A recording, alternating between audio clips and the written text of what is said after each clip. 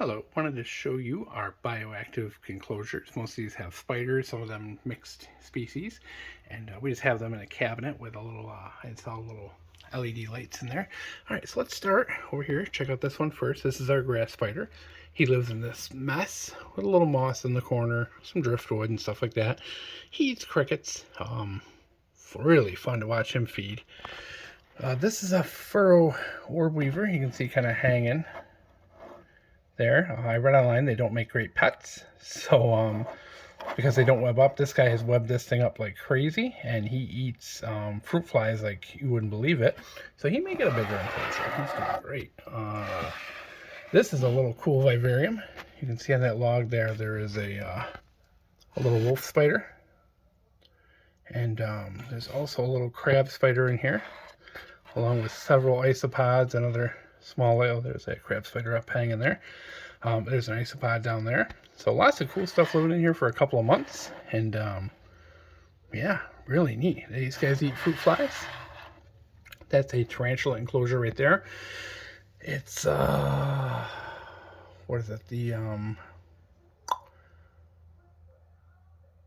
salmon rose bird eater. Oh my god, it's a sling. It went way in the bottom. Huge disaster, guys. Don't lecture me. I know it's not the best setup for it, but it was like a temporary home, and he buried himself down there. And yeah, I don't want to like ruin his life to get him out. Another tarantula enclosure. This is another little tiny curly hair sling. You pretty much never see him. He's always hiding. Once in a blue moon I'll see him. Oh, sorry guys, not very stable.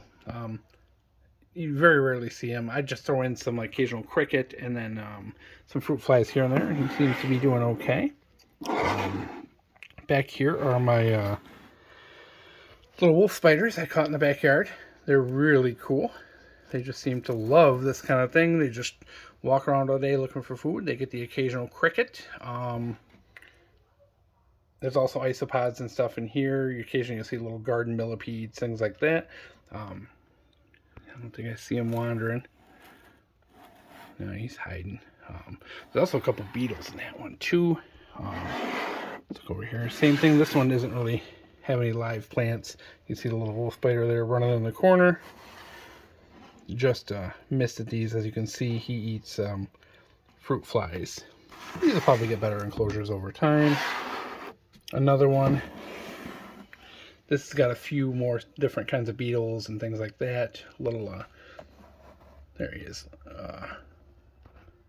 Little wolf spider in there as well. You can see there's also lots of snails from the garden. So also a lot of cool things along with the moss. That's real moss back there actually growing under the light.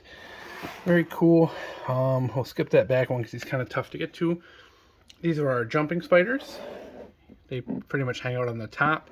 You see I made these little kind of vivariums. This one's just got cocoa core and a little piece of driftwood. This one has a